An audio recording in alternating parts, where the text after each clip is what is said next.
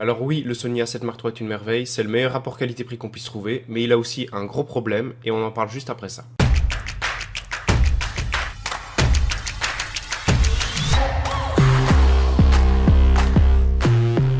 Alors tout comme moi, quand vous avez acheté le Sony A7 Mark III, ou si vous l'achetez, ou si vous comptez l'acheter, il y a des choses qui sont très intéressantes chez Sony, en commençant par le IAF, qui permet d'avoir l'autofocus sur l'œil et qui est hyper intéressant en portrait. Bouge un peu. À gauche.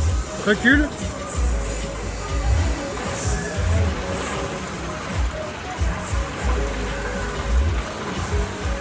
C'est abusé. Ça, il n'y a pas photo là-dessus, c'est les meilleurs dans le domaine et c'est hyper intéressant. La compacité du Sony, puisque, bon là, j'ai le 50 mm qui est assez imposant, mais concrètement, c'est beaucoup plus léger qu'un réflexe normal. Mais il y avait aussi la prise de vue silencieuse, le steady shot. Et en fait, ce steady shot, je vais prendre des photos normalement, vous allez entendre le bruit.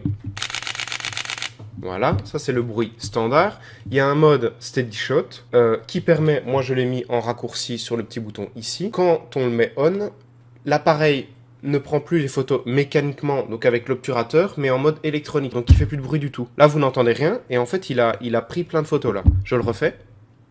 On n'entend absolument rien. Donc moi, c'est quelque chose qui m'intéressait énormément, notamment pour les prestations dans les églises, ce genre de choses où on a besoin d'être extrêmement silencieux. Et quand j'ai fait mon premier mariage avec le Sony A7 Mark III, je vais vous montrer tout de suite ce qui s'est passé. J'étais donc ici pour mon premier mariage avec le Sony A7 Mark III. La caméra, là, je l'ai pas. J'étais en train de regarder à droite, mais elle est là. Donc, on a démarré le mariage. Si on regarde, par exemple, les préparatifs, on voit que tout s'est extrêmement bien passé. Après, on a eu, donc, la commune. Tout s'est extrêmement bien passé. On arrive à l'église. Et là, qu'est-ce que je me dis en arrivant à l'église? C'est que je prends les photos du début. Et là, on rentre dans l'église. Là, je me dis, il n'y a plus aucun bruit. Ça va être le moment d'utiliser le steady shot et plus faire de bruit. Je mets mon Sony en mode silencieux et j'active le steady shot. Et là, qu'est-ce qui se passe? J'ai des bandes qui apparaissent. Alors, je vais essayer de vous le montrer très clairement. Il y en a où vous le voyez un peu moins, par exemple celle-ci parce qu'elle a été retouchée. Mais si je reviens à la photo originale, la voilà.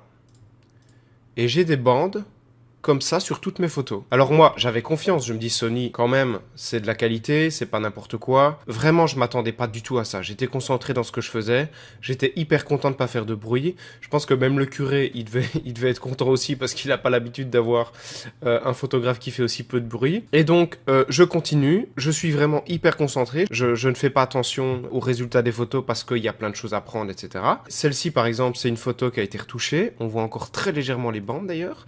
Mais si je la prends à l'origine, elles sont absolument toutes comme ça. Elles sont toutes comme ça avec ces bandes blanches là. Avec ces bandes noires plutôt. Et au plus la photo est exposée, au plus ça se voit. Alors, je vais vous en montrer d'autres. Voilà, donc par exemple des photos qu'on... Ici, on voit une photo qui a été retouchée, donc j'ai vraiment fait attention à ce que ça se voit pas trop. Et encore en petit, ça a encore tendance à se voir un petit peu. Mais concrètement, ça c'était ma photo de départ, quoi. Toutes les photos sont avec des bandes de ce genre. Celle-ci aussi. Que j'ai vraiment pris le temps de retoucher parce que c'était une qui faisait partie de ma sélection, une de mes favorites, on va dire. Et si je prends l'importation, on voit les bandes. Hein. On voit clairement les bandes. Alors plus la photo est sombre et au moins ça se voit, mais c'est quand même pas idéal. Alors je vais essayer de vous en montrer d'autres. Ici de nouveau, pareil, celle-ci elle a été retouchée, mais si je reviens à la photo, à l'importation, je sais très bien que ça va pas aller. Voilà comment elle était au départ. J'avais des grosses bandes noires qui passent là. Et vraiment, quand je vous dis que je m'y attendais pas, j'étais vraiment pas prêt, quoi. J'étais vraiment pas prêt et j'ai vraiment pas fait attention à mon résultat. Je regardais en gros, mais je voyais pas le banding, quoi. J'ai vraiment pas fait attention à ça.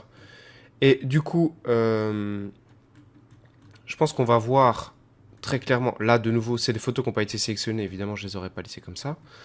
On voit le banding, là vraiment, il est énorme. Ici on voit bien que j'ai corrigé pour cette photo-ci parce que c'était dans ma sélection. Mais voilà de base où on en était, quoi. Regardez son bras. Et c'est pas une question de shutter speed, hein. J'étais à 1/400e de seconde. Hein. C'est pas du tout une question de shutter speed, hein. Vraiment pas. Alors, on revient. Là, ça continue, j'en ai là. Elle n'a pas été sélectionnée, donc c'est pas grave. Là, on la voit encore un peu. Ici, regardez ça, c'est vraiment... Ici, c'est flagrant, quoi. Voilà. Electronic Shutter. Je sais pas quoi vous dire, si ce n'est que pour moi, en fait, ce réglage-là n'existe plus.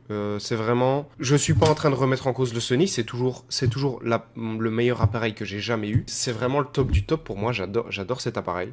J'ai rien à dire là-dessus. Il y a juste que pour moi, le Steady Shot, c'était un plus, et que maintenant, il n'existe plus. C'est-à-dire que je vais pas m'amuser à essayer de chercher... D'ailleurs, si vous avez des explications par rapport à ça et peut-être des moyens de le réduire, etc., n'hésitez pas à me le dire. N'hésitez pas à me le faire savoir, comme ça, peut-être que les gens dans les commentaires trouveront des solutions. Mais pour moi, je m'en servirai plus jamais. Je préfère faire du bruit, mais être sûr que tout se passe bien, plutôt que de plus en faire, plutôt que de ne pas faire de bruit et de devoir vérifier si à chaque fois, est-ce que j'ai des bandes noires, est-ce que j'en ai pas. J'ai pas envie de m'emmerder avec ça, très clairement. Et donc pour moi, c'est non, quoi. C'est terminé. Alors, on voit très clairement ici, voilà, là c'est la photo vraiment de transition. C'est le moment où je me suis rendu compte, de ça, et que, pour être honnête avec vous, c'est un peu la panique quand on est à la moitié de l'église et qu'on se dit, putain, j'ai la moitié de mes photos qui ont des bandes noires. Je savais que j'arriverais à les retoucher, mais que ça me demanderait beaucoup de boulot en plus. Et là, j'ai corrigé. Je suis repassé donc en mode bruyant. Et là, évidemment, plus aucun problème, hein, normal, quoi. Plus aucun problème. Mais voilà. Donc pour moi, le Steady Shot, c'est à oublier. C'est définitivement à oublier, je m'en servirai plus jamais. Donc voilà, petite chose à savoir quand même sur le Sony A7 Mark III. Tout le monde en dit beaucoup de bien et je suis d'accord avec eux. Je suis le premier à vanter les mérites du Sony A7 Mark III. Mais je trouve qu'on parle assez peu de ça. Je sais pas si je suis le seul à avoir eu ce problème ou peu importe. Je sais qu'il y a eu des problèmes avec le A9 aussi. Le A9, comme on a tendance à l'appeler. Voilà, c'est une chose à savoir. Pour ma part, le Steady Shot, je m'en servirai plus. C'était un plus, c'est une petite déception. Maintenant, c'est pas grand chose. Voilà, mais c'est une chose à savoir. En tout cas, j'espère que cette vidéo vous a plu. Si malgré tout vous voulez commander le Sony A7 Mark III parce qu'il est tout bonnement excellent, il y a un lien dans la description, donc c'est plus facile pour vous. Tous mes liens vers les réseaux sociaux, etc. sont dans la description. Patreon si vous voulez soutenir la chaîne, mon Instagram, Facebook, etc. N'oubliez pas de vous abonner et d'activer la cloche des notifications pour ne manquer aucune vidéo. Et en tout cas, j'espère que cette petite information vous aura plu. Si vous avez des astuces concernant ce problème, n'hésitez pas à partager dans les commentaires, on en discutera. Et prenez soin de vous et à la prochaine.